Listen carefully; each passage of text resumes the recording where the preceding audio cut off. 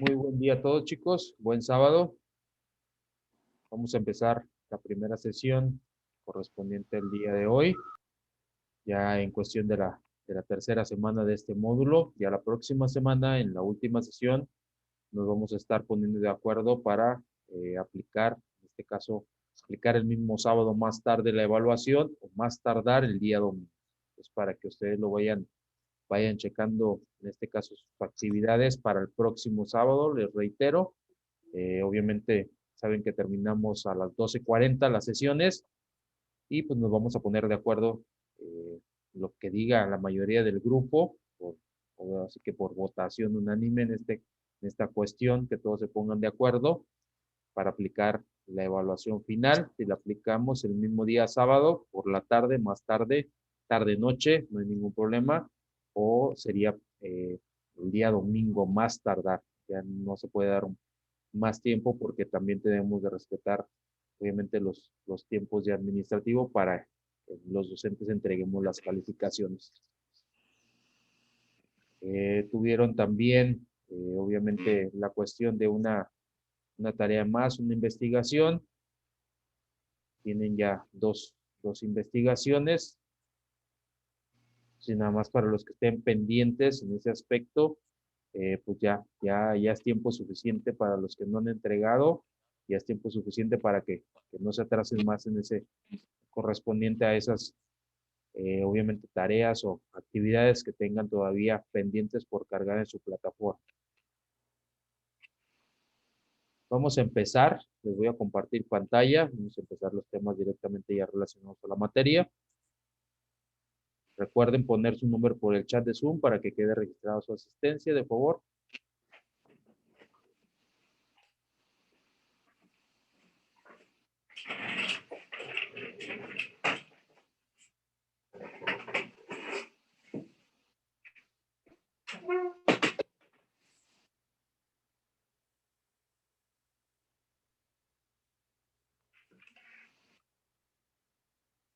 Anteriormente estábamos hablando, de hecho ya vamos a terminar esto en relación a esos temas, pues de todos los organismos que obviamente contribuyen a la regulación del derecho internacional público.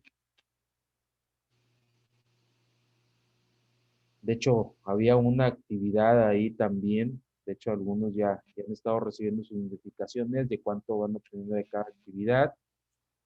Y había organismos, obviamente, que tenían que poner ahí en una actividad, y algunos me pusieron cómo está integrada la ONU.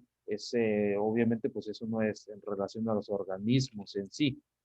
Lo mismo que yo les puse aquí, hagan en cuenta que ustedes lo pusieron allá también. Entonces, nada más para hacer hincapié que obviamente como la estructura de la ONU no quiere decir que sean organismos en determinado momento. Estábamos viendo la cuestión de los principios de política exterior, donde obviamente el principio primordial es el principio de no intervención, en la cuestión que ningún Estado o grupo de Estados tiene derecho a intervenir directa o indirectamente, y sea cual fuera el motivo, en asuntos internos o externos de cualquier otro país u otra nación. Obviamente también relacionado a esto, pues obviamente hay también principios de política exterior en relación a la cooperación internacional. Les comentábamos que había ley de cooperación internacional aquí en México. Obviamente aparte también hay ley de inversión extranjera y también un principio de mantenimiento de paz y seguridad internacional. Y por último comentamos la cuestión del panamericanismo, obviamente que es un movimiento destinado a promover la paz, la seguridad, las relaciones comerciales, culturales, políticas y la prosperidad general entre los pueblos del continente americano. Y también la cuestión de un sistema interamericano que se basa en el regionalismo, en la acción concertada por un grupo de naciones vecinas geográficamente que guardan entre sí vínculos comunes para realizar fines comunes también. Entonces, esta cuestión pues obviamente es directamente aquí en nuestro continente, el continente americano. Anteriormente, pues, como les comenté en su momento, había una iniciativa de que América fuera todo un bloque económico. No se llevó, simplemente se basaron, se pusieron las bases, hubo pláticas en ese aspecto, pero realmente no se terminó por llevar a cabo, no se llegó a una finalización respecto a esa situación. Obviamente se fundieron monedas también, había monedas, había billetes, se les iba a denominar, en este caso, ameros, era como el euro es en Europa, el amero iba a ser en América. Aquí lo que más se detuvo en relación a que fuera una comunidad americana es la disparidad. Pues, obviamente la mayoría de los países americanos de nuestro continente pues, son países en vías de desarrollo, así se nos denomina, junto con México, pues obviamente así se nos denomina. Entonces, pues, las dos grandes, se puede decir que a lo mejor países o potencias, pues en este caso pues es nada más Estados Unidos y Canadá. Todo, no había un equilibrio en cuestión económica, en cuestión de eh, también legales, en cuestiones legales, en cuestiones de gobierno, etcétera, etcétera. Entonces, pues obviamente sí hay más disparidad en esa cuestión, no como en Europa que pues la mayoría realmente de los países tienen un equilibrio económico, son países desarrollados como tales y obviamente no había tanta una desigualdad en la cuestión pues, que comentamos, económica, legal, financiera, cuestiones de exportaciones, importaciones, etcétera, etcétera. Entonces, y obviamente acá, pues lo que sea. En su momento se llegó a tocar el tema si realmente beneficiaba o no beneficiaba, porque pues obviamente, ¿y qué es lo que ocurriría en este caso si América se hace todo un bloque? Pues obviamente va a pasar lo mismo que anteriormente, donde obviamente hubo una guerra fría entre Estados Unidos en este caso y la URSS. Obviamente países como México, Colombia, pues, obviamente somos países latinos y en su momento a lo mejor se podía contraponer esa situación. Entonces, no se llevó a cabo, no se va a ver una cuestión, por el momento en esa situación no se va a enfrentar a lo mejor económicamente Europa contra América, porque desde esa perspectiva se puede llegar a malinterpretar esta cuestión. Y vemos que en este caso pues, también eh, la cuestión de la Comunidad Europea, pues uno de los principales, que es el Reino Unido, pues ya salió de esa comunidad. Vamos a esperar cuál es el desarrollo, cuál es la trascendencia de que los países, en este caso Reino Unido, haya dejado el bloque europeo en su momento para seguir desarrollando porque sentía que se había estancado en esa situación. Ok, ¿no tienen alguna duda en cuanto a estos temas, chicos, para darlos por cerrados en relación a esta cuestión? ¿Alguna duda o algo que quieran aportar más a estos temas? ¿Dudas, comentarios? No, de mi parte no. Ok, No, profesor. muchas gracias.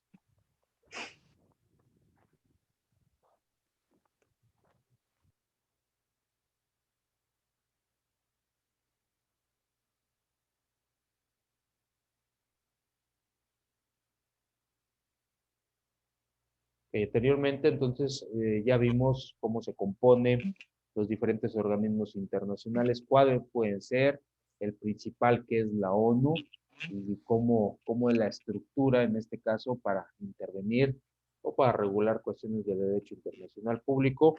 Vimos las fuentes del derecho internacional. Vamos a ver más a fondo en la cuestión de las fuentes, pero del derecho internacional público directamente. Algunas pueden ser obviamente recíprocas, pero algunas sí varían en esa cuestión. Vamos a empezar por la base normativa. Obviamente, cuando se menciona cuál es la base legal de alguna situación, pues obviamente es la ley y obviamente los artículos que componen esa base normativa. Aquí nos dice que el artículo 38 del Estatuto de la Corte Internacional de Justicia establece que son fuentes del derecho internacional público las convenciones internacionales, la costumbre internacional, los principios generales del derecho, las decisiones judiciales y las doctrinas de los publicistas de mayor competencia. Pero sin embargo, nos dice que en este artículo no se pretende establecer un catálogo de fuentes formales del derecho. Dice, por tal motivo se deben considerar otras fuentes que el derecho internacional público reconoce, como por ejemplo los actos unilaterales de los estados y los actos de las organizaciones internacionales. Vamos a ver, obviamente, estas cuestiones más a fondo. Entonces tenemos, de acuerdo al artículo 38, en este caso de la Corte Internacional de Justicia, tenemos como fuentes del derecho internacional público, los tratados internacionales, la costumbre internacional, los principios generales del derecho, los jus cogens, las decisiones judiciales, los actos unilaterales de los estados, los actos de las organizaciones internacionales y la equidad también. Como número uno tenemos, obviamente, la primera fuente del derecho internacional público, los tratados internacionales. Obviamente ya estamos familiarizados con esta cuestión. Ya vimos un poquito a grandes rasgos el proceso. En algunas otras materias, obviamente también ya debieron de haber visto la cuestión de lo que es su tratado, cómo se compone, etcétera, etcétera. Más específicamente, ahorita vamos a ver, obviamente, en pego a derecho. Dice, el tratado es cualquier acuerdo internacional que celebran dos o más estados u otras personas internacionales y que está regido por el derecho internacional. Dice, en cuestión de conclusión de tratados, dice, las partes en los tratados internacionales son los estados y son las organizaciones internacionales. Y también cuál es la capacidad de las partes, obviamente tienen la facultad para celebrar y negociar dichos tratados. Dice, en principio, todo Estado tiene capacidad para celebrar y negociar tratados.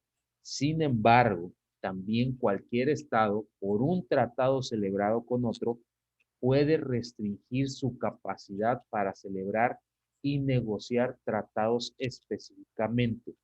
Y aquí, obviamente, en determinado momento, no, no, eh, no violando en este caso, la jerarquía, obviamente, de cada uno de los países, también su soberanía nacional, eh, no burlando esa cuestión, pues obviamente nos da como resultado que a lo mejor en algún momento algún país, obviamente todos los países tienen capacidad para celebrar tratados, pero no queda obsoleto la cuestión de que en determinado momento a lo mejor un organismo, un país puede restringir esa capacidad.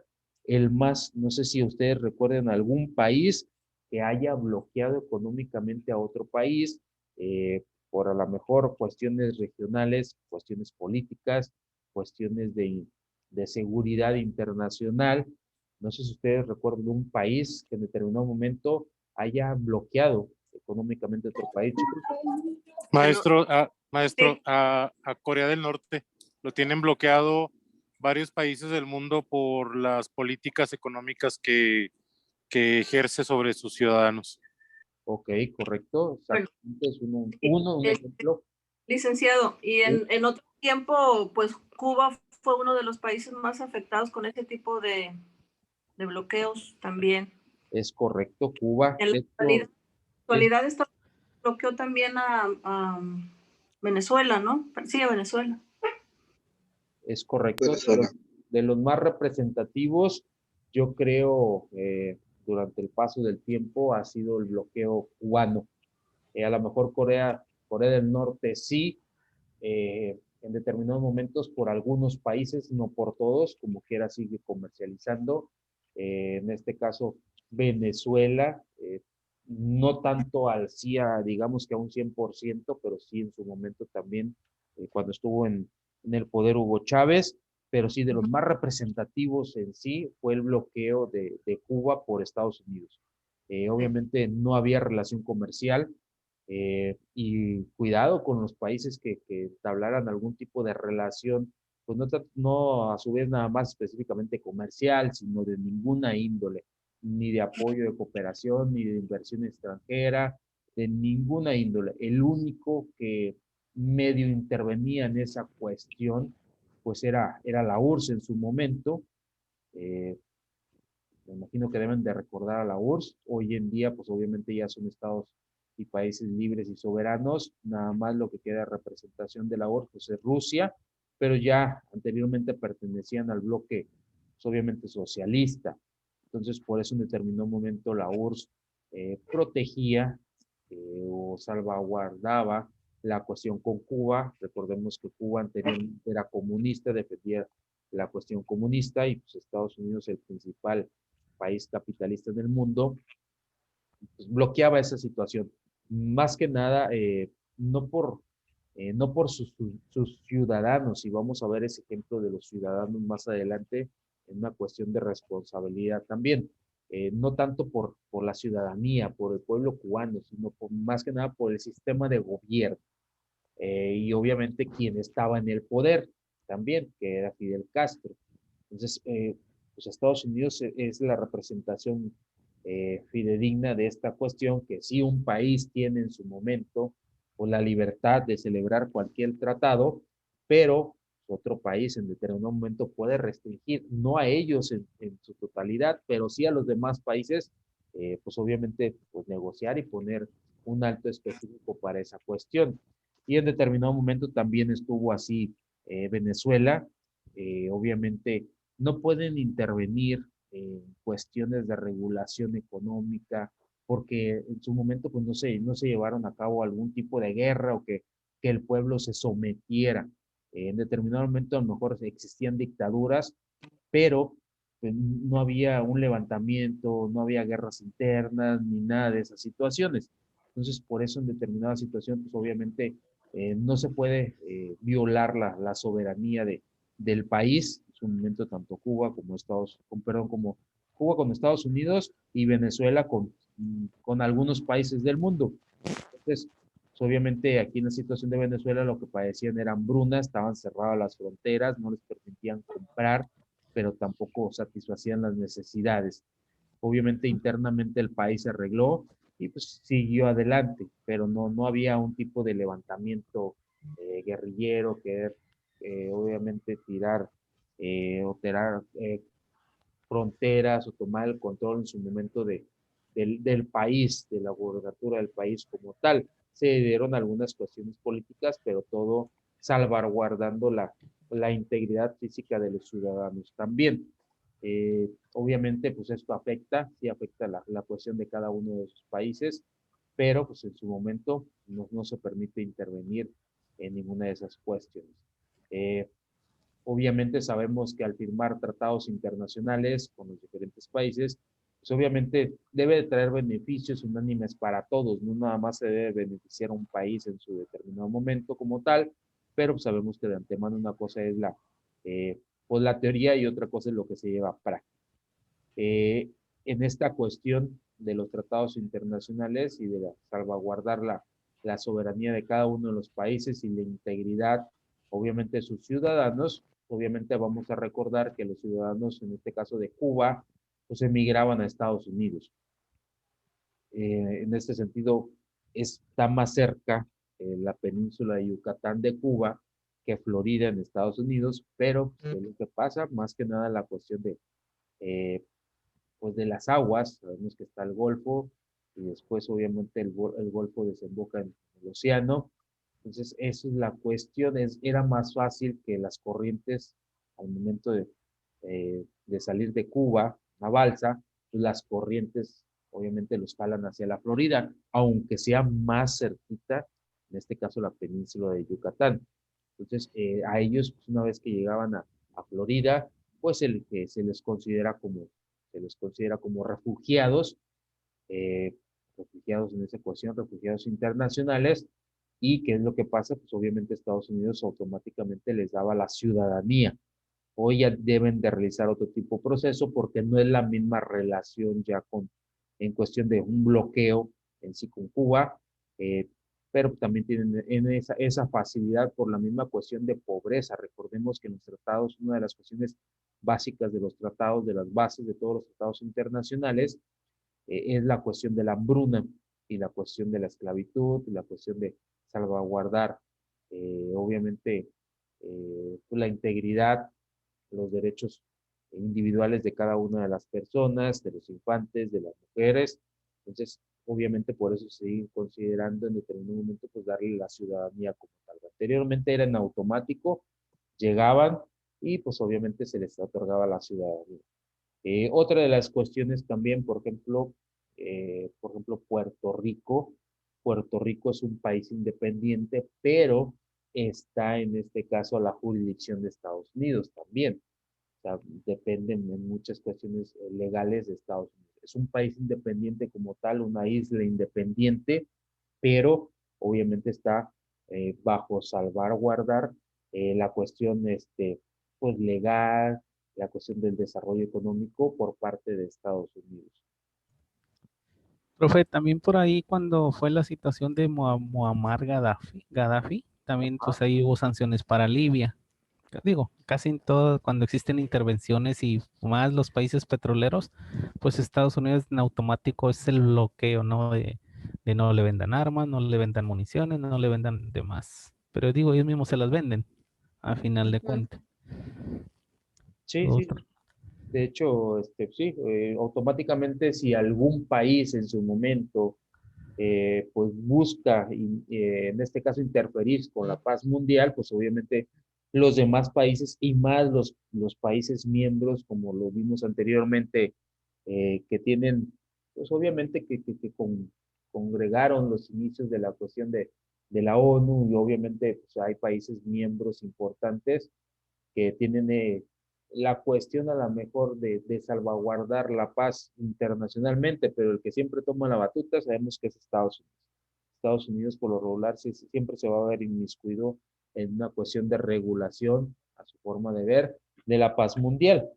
Obviamente pues ha tenido algunas discrepancias que no lo han visto bien pues algunos otros países en su momento, como la cuestión de Vietnam, que no tenía nada que hacer ahí, y otras cuestiones más que pasan más por el interés individual de Estados Unidos que por salvaguardar pues, la paz en el mundo.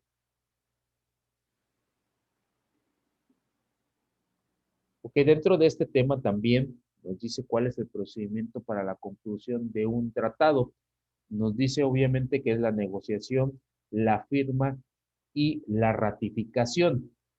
Obviamente la negociación se realiza a través del gobierno y el jefe de Estado a través de sus respectivas cancillerías, ministros de Asuntos Exteriores, que son por lo regular los encargados de esa situación. La cuestión de aquí de la Secretaría de Relaciones Exteriores, específicamente en México, es el que se encarga, obviamente, de celebrar pues, dichos tratados internacionales.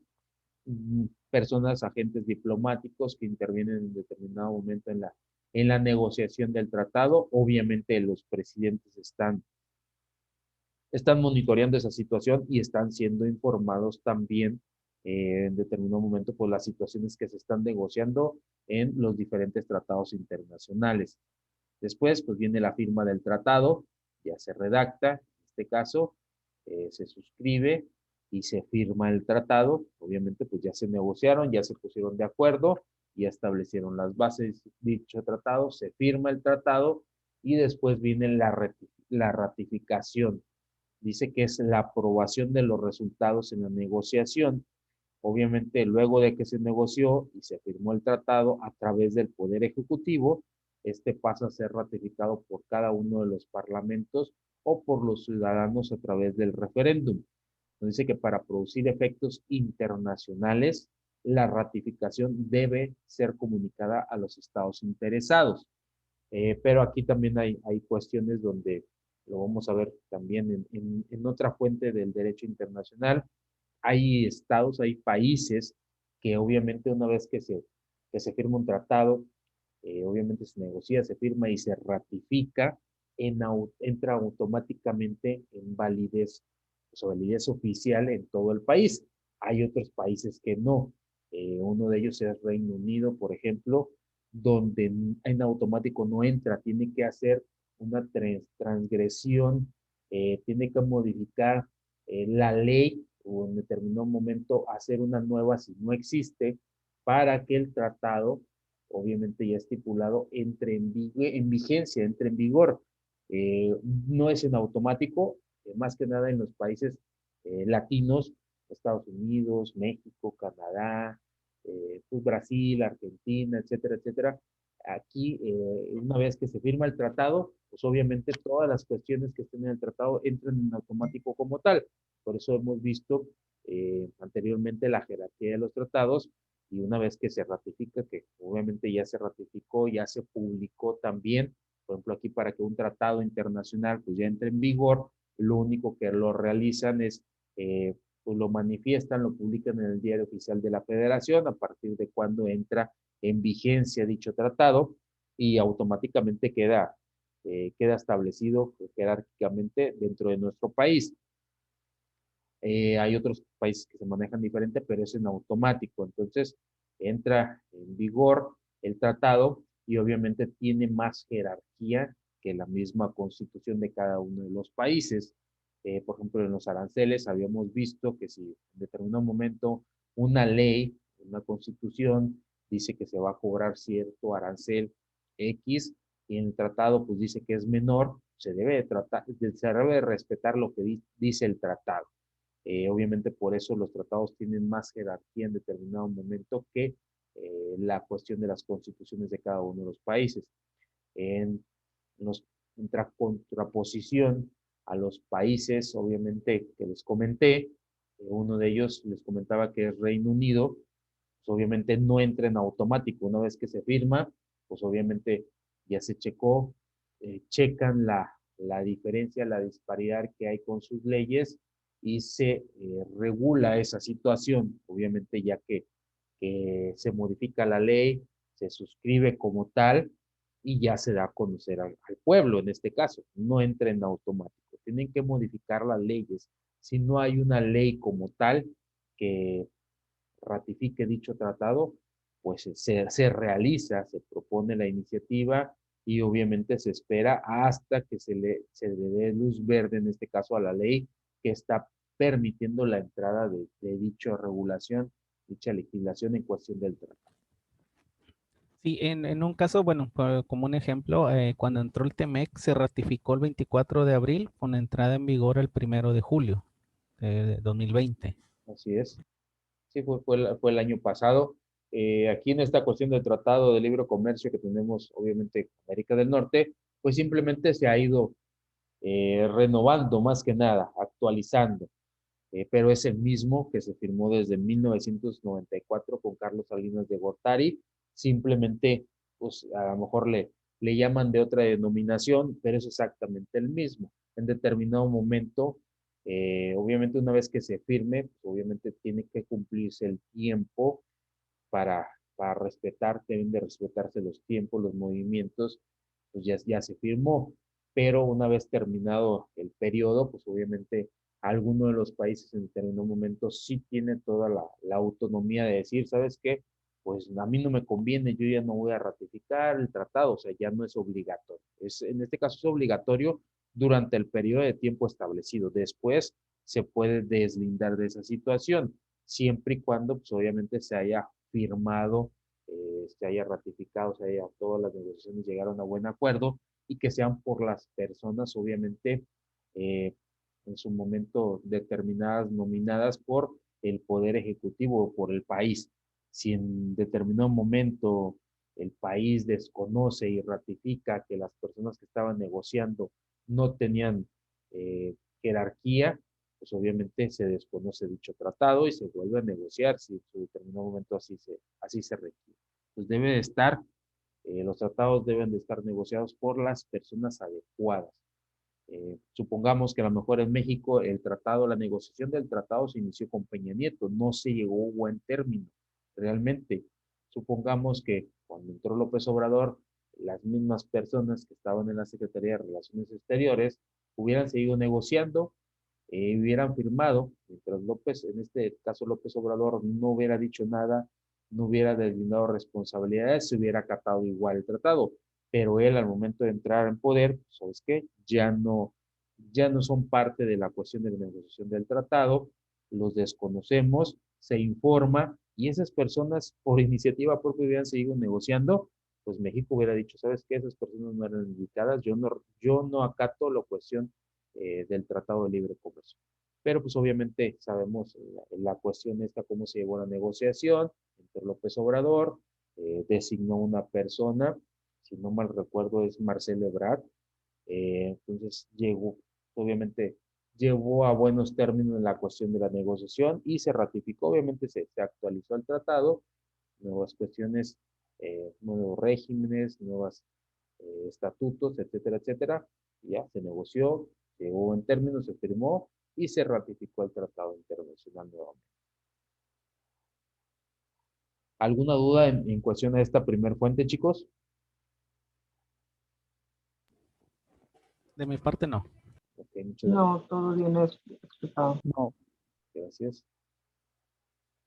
Ok, tenemos una segunda fuente, que es la costumbre internacional. Nos dice que esta resulta de una actitud tomada por un Estado en sus relaciones con otro Estado. Dice, esta actitud está determinada por la convicción de actuar conforme a derecho y es aceptada con esa misma creencia por el Estado frente, en este caso, a quien se adopta. Dice, alguna de las características generales de la costumbre puede ser la continuidad de aplicación en el tiempo y que pues, obviamente es resultado de una práctica común que resulta de la repetición de ciertos actos concluyentes por parte del Estado. Hay una segunda característica que nos dice la existencia de un elemento psicológico y que se presenta como una práctica obligatoria. Dice, es decir, una práctica que debe ser aceptada como constitutiva de derecho por corresponder a una necesidad jurídica. Dice, los sujetos de derecho deben creer en la necesidad de dicha práctica. Y tenemos, obviamente, otra característica que es la costumbre, es una práctica evolutiva, o sea, debe de ser esa costumbre una práctica evolutiva también para considerar la costumbre internacional. Nos dice que esta cuestión no tiene la fijeza de los tratados o convenciones que tienen que ser cambiados a través de normas, en este caso, sino que las costumbres cambian por las prácticas y hechos de los estados. Entonces, un vivo ejemplo claro actual de esta situación de costumbre internacional es la cuestión, pues ahorita lo que estamos utilizando en la pandemia, pues los cubrebocas, a lo mejor no se ha emitido una ley internacional del uso obligatorio de los cubrebocas en todos los países, generalizando, no existe, pero se ha tomado como una costumbre internacional. Obviamente, vamos a España, Estados Unidos, lo hemos visto en videos, todos usan cubrebocas en relación a esta cuestión de la pandemia. No está establecido obligatoriamente o puede un país establecerlo u otro no, pero no ha quedado de común acuerdo internacionalmente hablando. Pero es una medida que se está tomando como una medida de seguridad, ya dependiendo y respetando obviamente las opiniones personales individuales, pues obviamente de cada uno y de los países también, que en determinado momento pues la pueden llegar a acatar o no la pueden llegar a acatar. Pero es un claro ejemplo de la costumbre internacional. Otro ejemplo es la cuestión, por ejemplo, de respetar la religión y las costumbres de cada uno de los países en determinado momento. Por ejemplo, si más que nada lo vemos representativo en la cultura árabe, los musulmanes o los árabes, ya ven que los árabes, por ejemplo, las mujeres deben llevar cubiertos sus rostros. Esa ley se acata directamente en los países árabes y en su territorio, pero si va una persona de Occidente hacia allá, pues obviamente le respetan esa cuestión que la mujer pues no vaya cubierta porque pues no es de su cultura, no es de su sociedad, a lo mejor va por negocios, va por turismo, etcétera, etcétera. Eh, por lo regular pueden usar a las mujeres allá, igual que en Occidente, la cuestión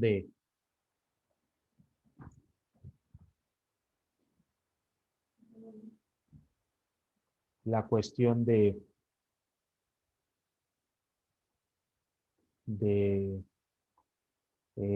la cuestión en determinado momento de turbantes o algo, entonces se puede determinar en su momento